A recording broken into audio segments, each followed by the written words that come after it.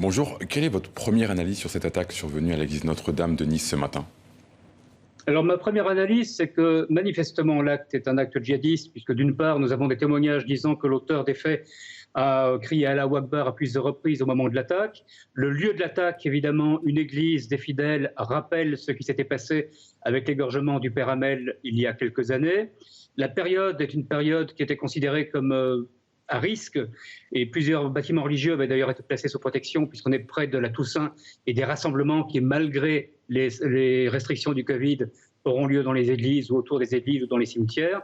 Donc il y a un faisceau de présomption qui va clairement dans le sens de l'acte terroriste, d'autant plus d'ailleurs que l'auteur qui se présente comme un certain Brahim a revendiqué son acte comme étant une attaque djihadiste. Selon les premiers éléments, c'est une attaque au couteau. C'est surtout la troisième attaque terroriste en un mois en France. Le mode opératoire est différent des attaques de 2015. Comment expliquer cette évolution?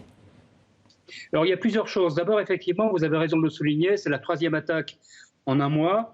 Il y a peut-être également une attaque à Avignon, puisqu'un homme a été abattu après s'être attaqué à des policiers en patrouille, mais les faits ne sont pas encore tout à fait clairs. On est en face d'une séquence très resserrée, 3 attaques en un mois, c'est quelque chose qu'on n'avait pas connu depuis plusieurs années. Donc ça veut clairement dire qu'on est en face d'une remontée en puissance de la menace terroriste. La deuxième chose, l'attaque au couteau, c'est très simple.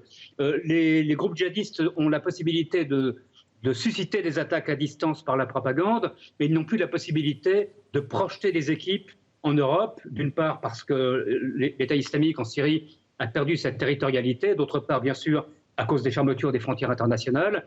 Donc ce qu'ils peuvent faire, c'est susciter des attaques locales faites avec des moyens dits low cost. Ça peut être une voiture bélier, ça peut être un couteau, ça peut être un marteau, ça peut être différentes armes par destination. Et ce genre d'attaque, malheureusement, est extrêmement difficile à anticiper.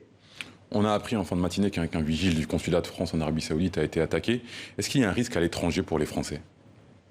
Il y a clairement un risque à l'étranger. Les positions prises par la France après l'assassinat, la décapitation de Samuel Paty, le projet de loi dit sur le séparatisme qui est en discussion, les propos du président de la République sur l'islam politique et sur l'islamisme ont été très mal reçus dans une partie minoritaire, mais dans une partie du monde musulman. Un État, même la Turquie, est monté au créneau, puisque Erdogan a même mis en cause la santé mentale du président de la République. Donc des acteurs individuels en France ou ailleurs peuvent se sentir justifiés dans le passage à l'acte.